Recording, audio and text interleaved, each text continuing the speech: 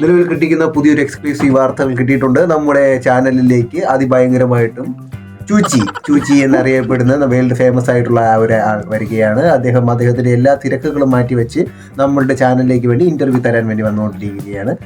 അല്പനിമിഷത്തിനകം തന്നെ അദ്ദേഹം ചാനലുമായി ഒത്തുചേരുന്നതാണ്. നമുക്ക് തത്സമയ ദൃശ്യത്തിലേക്ക് കാണാം. നമസ്കാരം. മിസ്റ്റർ ചൂച്ചി, അപ്പോൾ നിലവില് താങ്കൾക്കെതിരെ ഒരു കൂട്ടം സ്ത്രീകൾ ദ്വയാർത്ഥ പദം യൂസ് ചെയ്യുന്നു എന്ന് പറഞ്ഞുകൊണ്ട് ഒരു പ്രശ്നം തന്നെ മുന്നേറുകയും അവർ പ്ലക്കാർഡുകളും സമരങ്ങളും നടത്തുകയും ചെയ്യുന്നുണ്ട്. ഇതിനെപ്പറ്റി താങ്കൾക്ക് എന്താണ് പറയാനുള്ളത്? സഹോദര, നീ പറഞ്ഞ ദ്വയാർത്ഥ പദം ഞാൻ എവിടെയും ഉപയോഗിച്ചിട്ടില്ല.